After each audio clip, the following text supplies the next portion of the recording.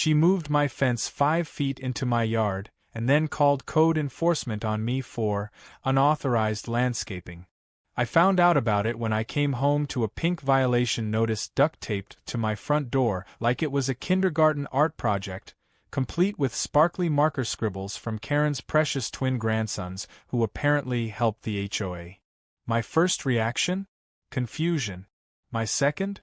That slow, simmering kind of rage you feel when someone steals your parking spot and waves like they did you a favor.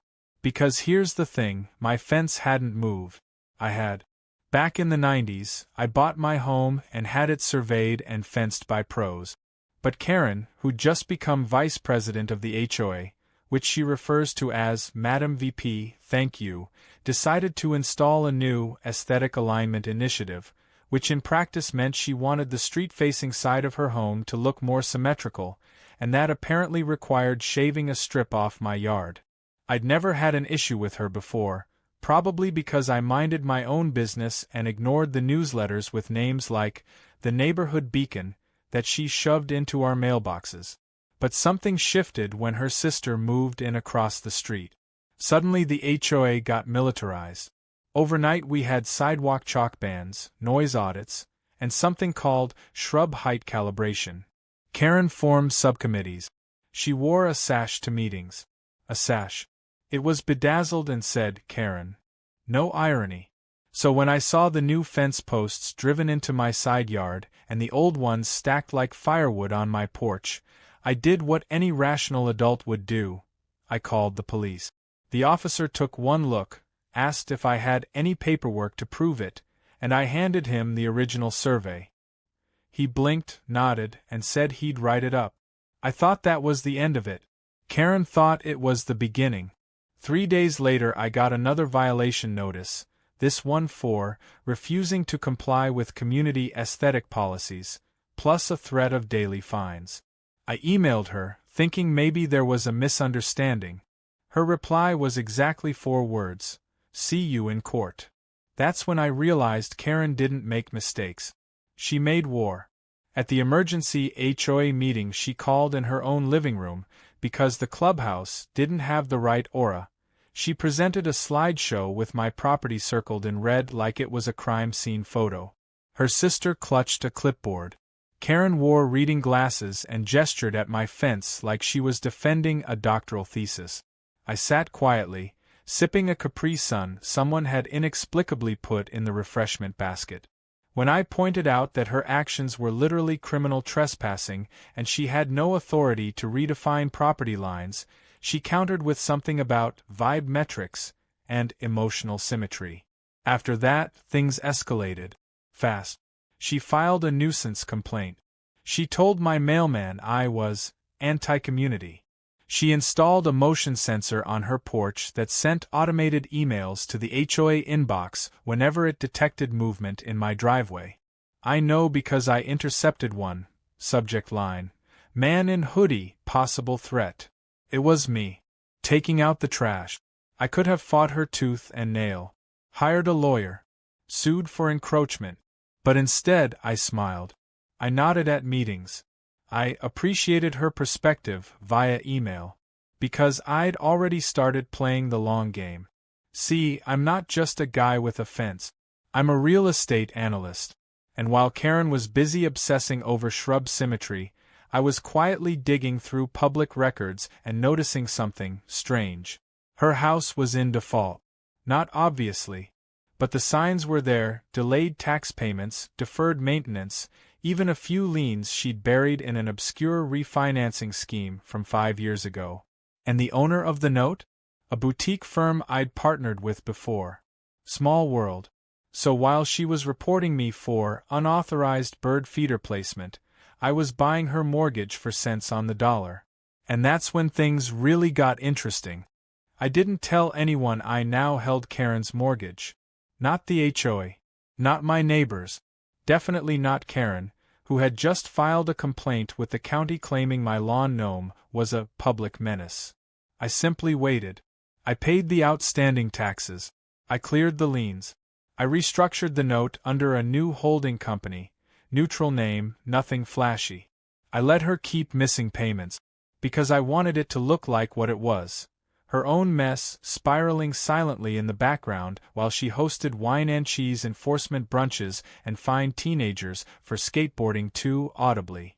Meanwhile, I began getting notices in my mailbox that weren't meant for her eyes. Notices from the county clerk about foreclosure proceedings. The thing about foreclosure is, it's slow. Intentionally slow. By the time Karen's house officially went up for auction, she had no idea it was even at risk. She'd been ignoring her bank's letters for months, assuming they were just harassment from clerical drones. Her words, not mine. So she was blissfully unaware when I, through a shell LLC, placed the winning bid. Uncontested. $187,000. Paid in full. Just under market value but well below her refinanced loan. It was clean. Legal. Final. I now owned the house of the HOA vice president. And she had no idea. 2 weeks after the auction, the paperwork cleared. The deed was mine.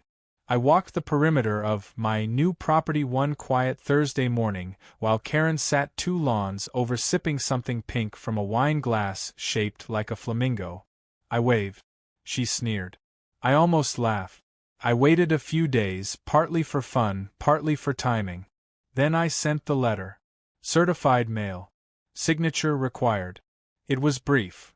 Dear resident, as the new legal owner of the property located at 118 Pine Bend Lane, this is your formal notice to vacate the premises within 30 days. Thank you for your cooperation. I signed it with the name of the LLC.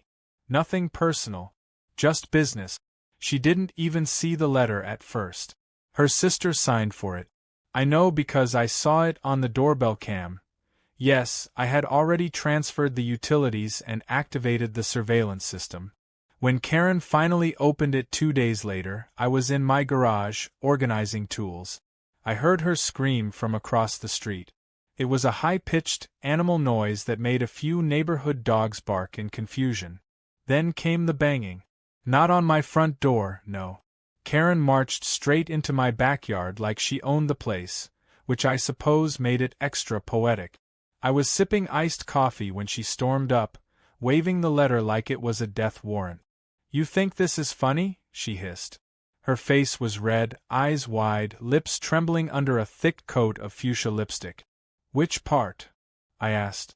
The foreclosure you ignored, or the part where you've technically been squatting in my property for 2 days? She blinked, staggered back half a step. That's not possible. My mortgage is delinquent, I said. Has been for 14 months. Your escrow account was drained by last December. You haven't paid property taxes since COVID. Your bank sold the loan. The new owner foreclosed. Then someone bought it at auction. You know me. She stood there in stunned silence. A neighbor's sprinkler sputtered to life behind her. A hawk shrieked overhead. It was all very cinematic. You can't do this, she finally shouted. I'm the vice president of the HOA. Which owns 0 property, I replied calmly. Including the one you live in. Or used to live in. She sputtered. I demand an emergency board meeting. You can demand all you want. Just make sure you're packed before the next one. And that's when she lost it. I mean, full meltdown. Screaming about how this was a hostile takeover, how I was destroying the community, how I'd tricked the system. She accused me of fraud, collusion, and something called spiritually unethical realignment. I suggested she Google the word foreclosure. She hurled her flamingo wine glass at my fence, the new one, built where it actually belonged, and stormed off. Over the next few days, things got weird. Karen started knocking on neighbors' doors like a political candidate from hell, spinning the story as if she'd been cheated by a shadow buyer with a personal vendetta. She hosted an emergency HOA rally in her front yard, complete with plastic chairs and a Costco sheet cake. Only 4 people showed up, and 2 of them were her sister's cats. She printed flyers. She posted in the neighborhood app. She even tried getting the HOA to declare her property historically significant, citing a 1992 bake sale as proof. But nothing worked. The legal clock was ticking, and I had no intention of extending her deadline. On day 27, a moving truck arrived. On day 28, so did her lawyer. He knocked politely, introduced himself as Charles, and asked if I'd consider selling the house back to her. For what she owes in back taxes? I asked. No, she's offering $205,000. I almost laughed. You're about $80,000 short of market value, Charles, and she's missed the grace period. I've already spoken to the county. Charles adjusted his tie, clearly uncomfortable. She's not doing well emotionally. This has caused considerable distress. She moved my fence and fined me for existing, I said. I'm not sure we're talking about the same person. He didn't argue, just gave a tight-lipped nod and left. The next morning, Karen was gone. Her house was empty. No flamingo wine glasses. No pink lawn chairs. No Karen. But I wasn't finished. Because the best part of owning someone's house? You get to decide what happens to it. And me? I had plans. Big ones. It started with a backhoe and a demolition permit. Ask ChatGPT. The demolition crew showed up at precisely 7:01 a.m. on a Monday morning, engines humming, coffee cups steaming on dashboards. I stood in the driveway, clipboard in hand, wearing the same calm expression I always wore when HOA meetings devolved into neighborhood gossip circuses. This time, though, there was no Karen to scream about zoning ordinances or aesthetic cohesion. Just the gentle growl of machinery and the faint sound of someone's sprinkler clicking away 2 doors down. The neighbors began to emerge like prairie dogs. Curtains twitched, phones angled through windows, an old man in slippers shuffled out with a thermos to get a better view. Word had gotten around, even though I hadn't said a word. That was Karen's gift to the community. Constant drama. Her exit was like a vacuum. Everyone expected something. Explosions. Tears. Protest banners.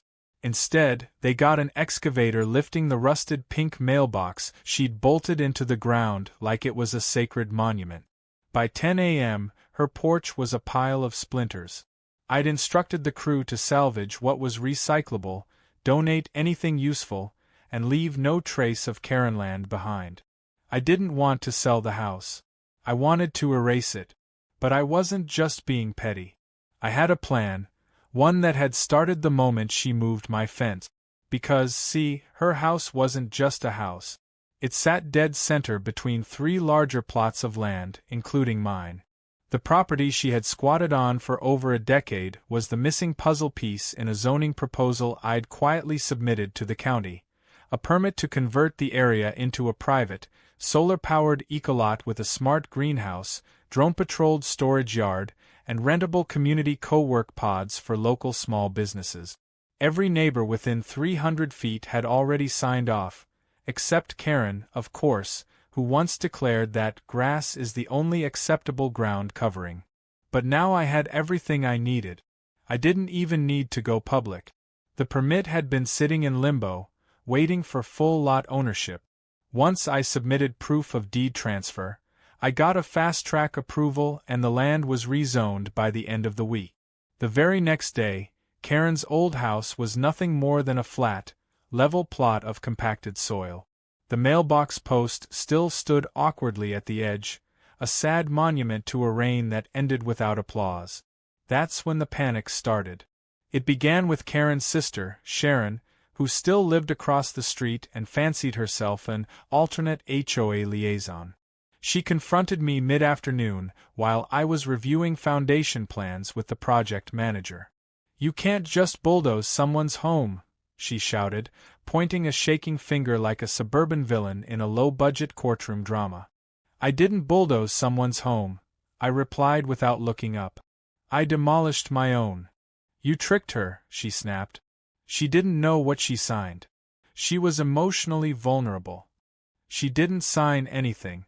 She ignored years of debt and warnings. I bought the property legally. Would you like to see the auction receipt?"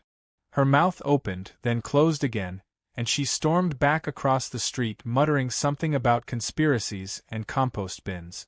That night, she tried to rile the neighborhood with an emergency HOA gathering. But without Karen, the whole operation fell apart like a Jenga tower in an earthquake. Sharon lacked the charisma, or maybe just the lunacy. She offered gluten-free crackers and PowerPoint slides. Half the neighborhood left before she even booted up her laptop. The other half left when she said my eco-project would attract hippies. By Friday, the site fencing was up and concrete footers were being poured. A few curious residents stopped by to chat, mostly in awe of the speed and professionalism.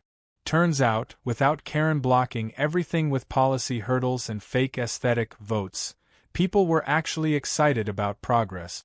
One guy offered to help lay irrigation lines.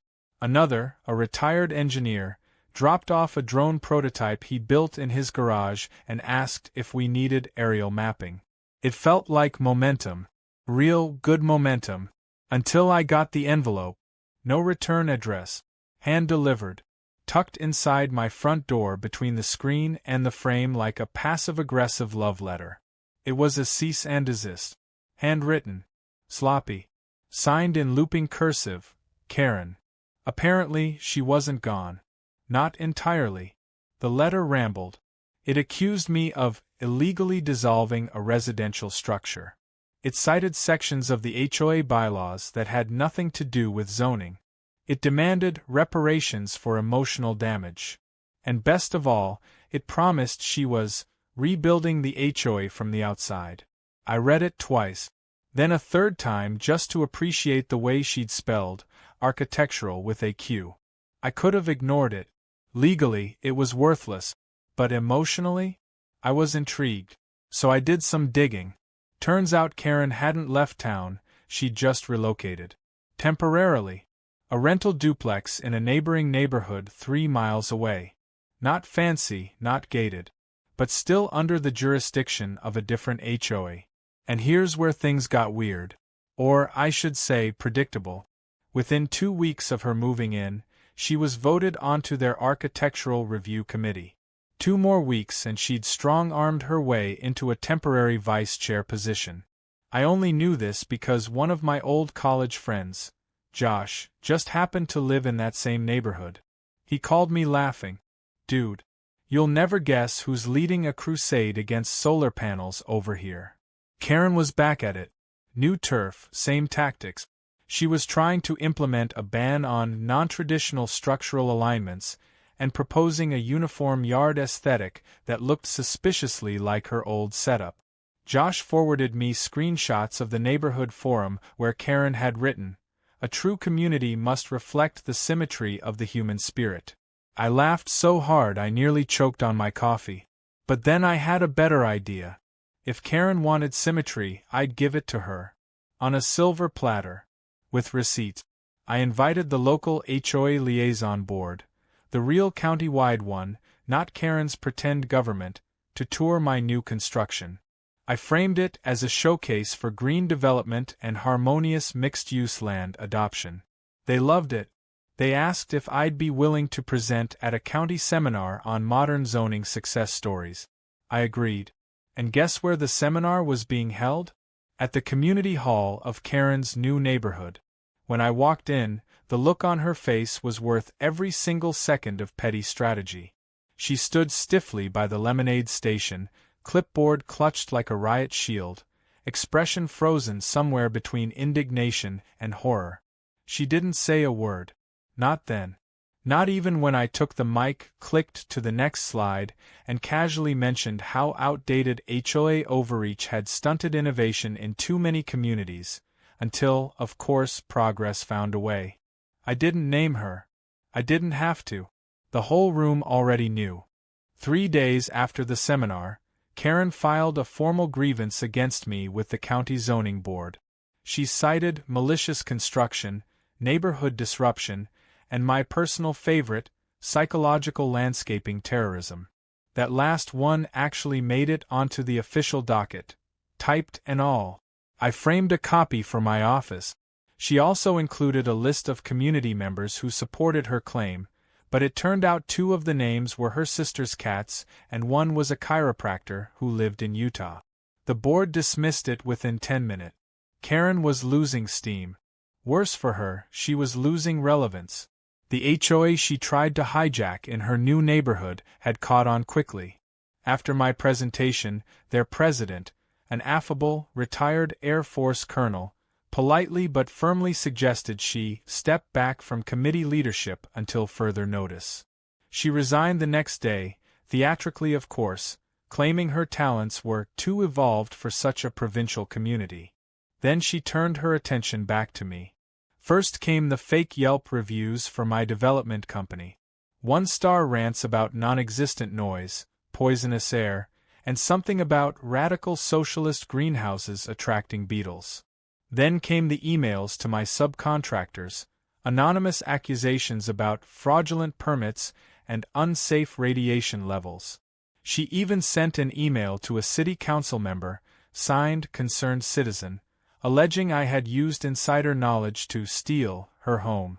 Naturally, she CC'd the local news station. But here's the thing about playing the long game.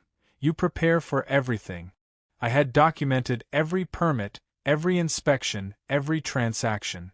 My records were cleaner than her front lawn after one of her patented weed inspections.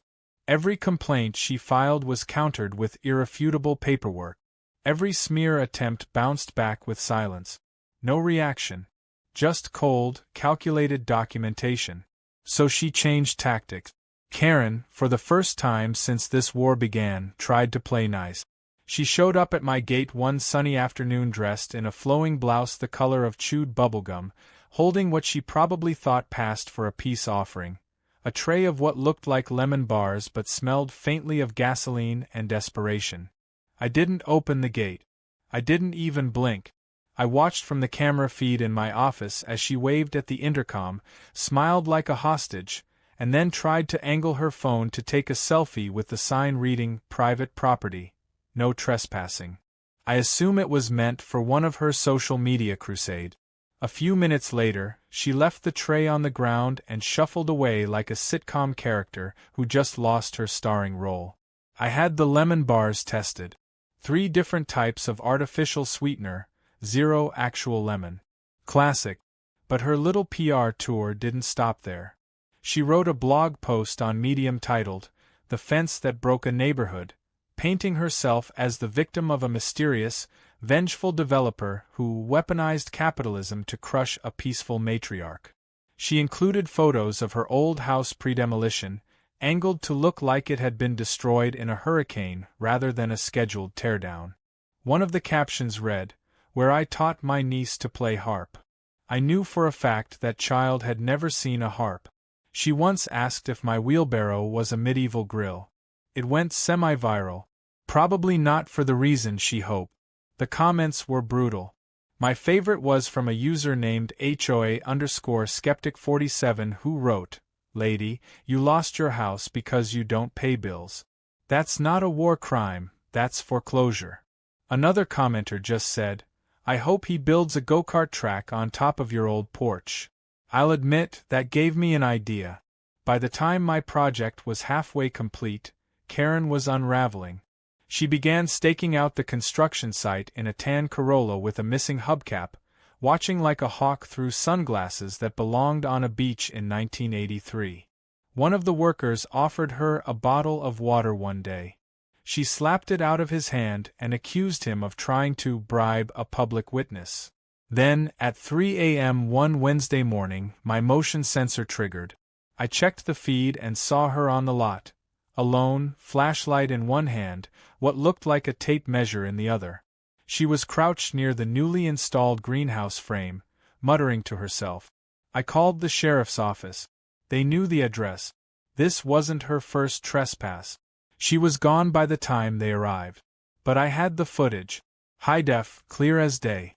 The next morning, I submitted it to both the sheriff's office and the county trespassing log. I also sent a courtesy copy to Karen's landlord. She received a formal warning. Strike 2. That same afternoon, I had security fencing installed with motion-triggered spotlights and two-way audio. I could talk to her through an app on my phone. I didn't abuse it. Not really. but I may have once used it to blast a recording of a judge reading a foreclosure notice when she crept by the lot again. Just once. She didn't come back after that. With Karen out of the picture, again. The final phase of my development came together faster than expected. The co-working pods opened on schedule, already leased by a few freelancers and a local Etsy artist who made reclaimed wood birdhouses shaped like famous movie theaters. The greenhouse started producing herbs and microgreens for nearby restaurants. Even the HOA, now under new leadership, sane leadership, sent me a congratulatory letter and waived the last bit of remaining red tape from their side. I hosted a soft launch event. Nothing flashy. Just some neighbors, some food trucks, and a string quartet playing instrumental covers of 80s rock ballad. People toured the space. Kids ran around. Someone joked about putting a trampoline where Karen's wine chair used to be. Everyone laughed. But I wasn't done yet. Because the final move in any great revenge story isn't about destruction. It's about legacy. So I pulled one last thread. I purchased a small, rectangular granite plaque. On it, in etched lettering, I wrote, "In memory of the 5 feet she stole." I had it installed just inside the fence line where my original property boundary had been, exactly 5 feet from the new one. A tribute, a joke, and a warning all in one. It wasn't visible from the street, but every now and then, when someone asked what the plaque was about, I'd tell them the story. About the fence, the house, the battle, and how I didn't just move the line back, I moved her entire life out from under her. And I never even raised my voice. 6 months after the plaque was installed, life had finally returned to something resembling normal. The greenhouse was in full swing, selling out of basil and arugula to the local co-op faster than we could harvest. The co-working pods stayed booked solid, especially once a local podcast crew started using them for live recordings. Even the HOA, now chaired by an older gentleman named Ralph, who measured meeting success by how few words he needed to say, had become manageable, quiet, reasonable, dull even. And that, I realized, was the greatest luxury of all, peace. Real, earned peace. I hadn't heard from Karen in months. Her former house was now the crown jewel of my project, and any evidence of her reign had been buried beneath solar panels, climate-controlled grow beds, and a state-of-the-art rain capture system. I didn't check in on her new neighborhood because I didn't need to.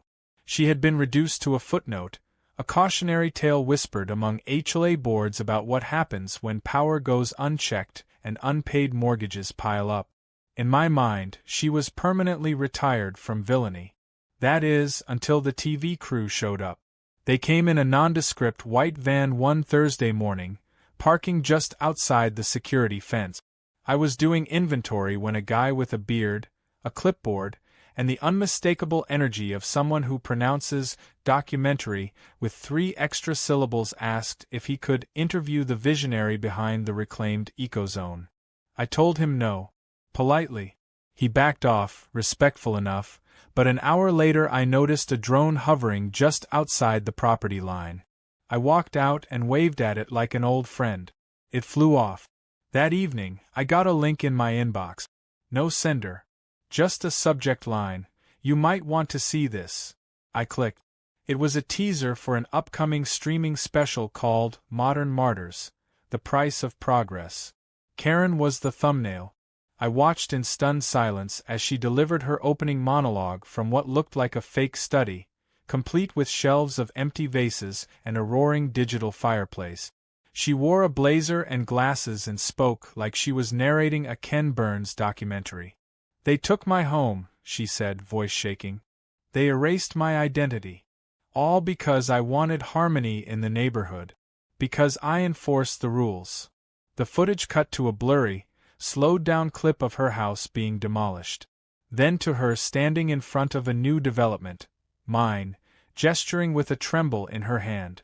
"This used to be my garden," she said. It wasn't.